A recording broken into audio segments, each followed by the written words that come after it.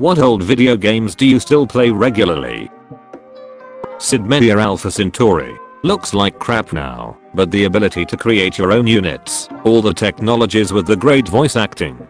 This was the game that got me reading books about philosophy, and for that alone it gets a replay. Also, it is still one of the highest rated games of all time. I don't get to meet many people who are even aware of this game.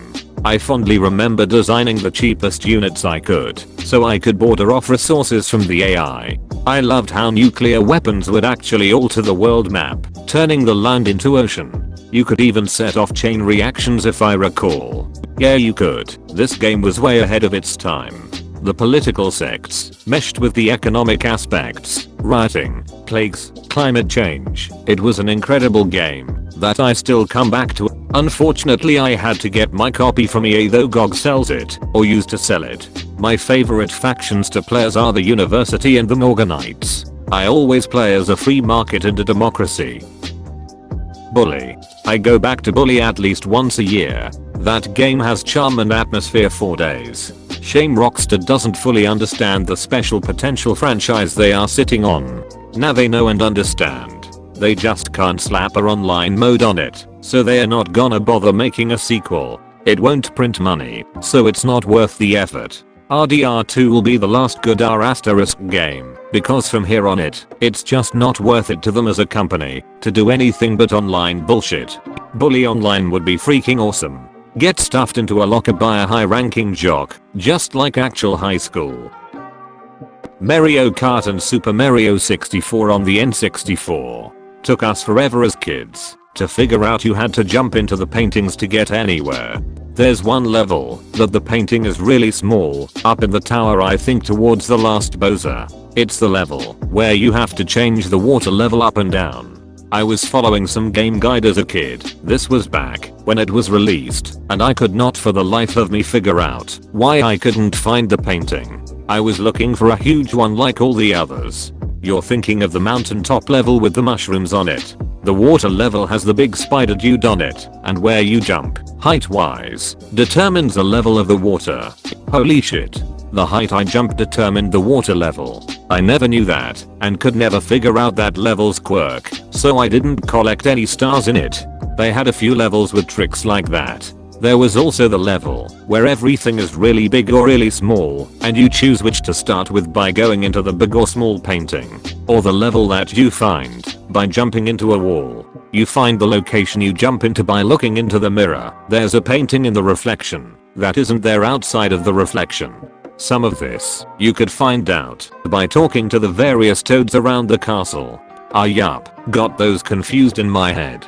My brother and I were terrified of the one with a big flame guy on the front. We'd run past it every time we saw it and just play other levels. Later, we learned there was a lethal lavaland and realized, hang on, that's a level. Sucked it up and jumped in the painting. Love Mario 64. 100% edit tons of times by this point. I know it's a little dated now, controls wise, especially the camera controls, but I can't help but love the game. Just the number of silly challenge runs you can do, things like beating Koopa the Quick in a rematch before you've even met, is great. And by this point I can beat the game in a couple days, not a speedrunner, so it's fun to pull back out once in a while. Star Wars Battlefront 2, the original one. Spending hours on Galactic Conquest. Those were simper times. I miss Galactic Conquest so much. I remember getting the hero bonus and it being like a guaranteed win. Darth Maul on Coruscant was my favorite. I remember in BF1 the hero bonus basically made an invincible unplayable hero NPC spawn in, and he deflected whatever you fired at him, and the only way to kill them was on maps where you could use explosives to knock them off a ledge or some other infinite drop like on Cloud City. I have found my people. The first Battlefronts were so good, so much fun. I can't remember how many times my buddy would come over and we'd split screen a Galactic Conquest. Even started making challenges like no landing in enemy ships or only landing a fighter, no crew ships during space combat to spice things up. Plenty of no hero runs too. As cool as they were, had to challenge myself. I got my 8 and 5-year-olds into this, and they adore it.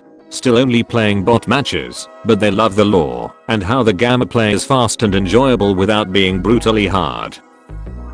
Battle for Middle-earth. Trying to find a way to legit buy and play this on my laptop seems impossible. Unfortunately, it basically is impossible. The developers no longer have the rights to print or publish the game, so it only exists in discs that have been printed already. It's super frustrating because it is one of the best RTS games ever made. I'm missing the first disc of my copy somewhere, and I constantly hate myself for losing it. Dude, just pirate it. Takes 5 minutes to grab the ISO plus crack. Roller Coaster Tycoon. The OG 1999 one. It stands up really well gameplay wise. RCT1 is way better than RCT3 in every way. RCT2 is where it's at now.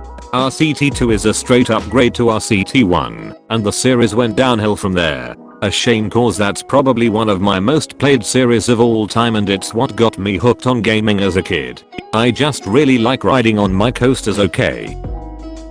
Kotter 1/2 and Morrowind are always ones I have to revisit every few years. Can't believe I had to scroll too far to find Kotter.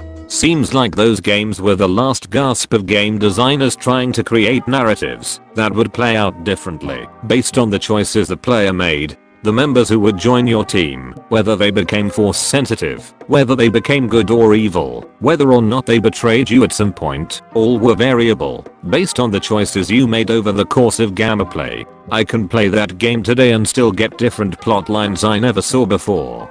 They truly don't make them like that anymore.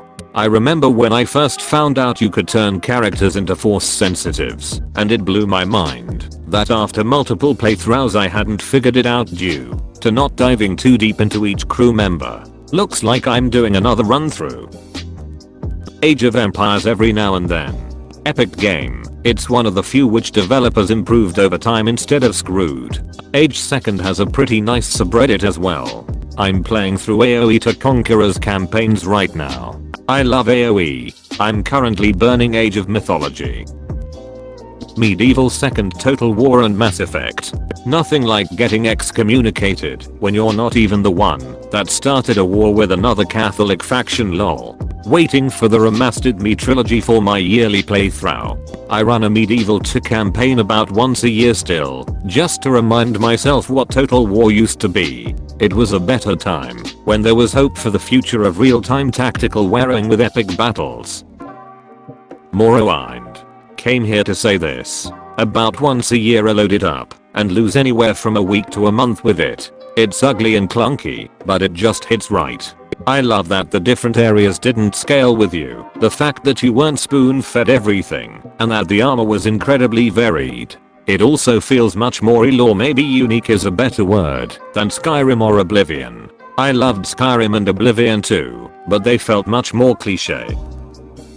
Need for Speed Most Wanted. I want everyone after the guy. Everyone. Every ONE. That took some scrolling to find. That's an amazing game. Would love to see it remastered with RT and all. I rented that game years ago and would never delete the saved file from my memory card because I had every intention of buying a used copy from EB Games. I never did end up buying it, but still think about how fun it was to this day. TIE Fighter. I tried Squadrons, and while it was pretty enough, it lacked much in the way of replay value. It's more of an arcade shooter than a space combat simulator. I also didn't like how crowded the playing area was. TIE Fighter and X-Wing were masterpieces.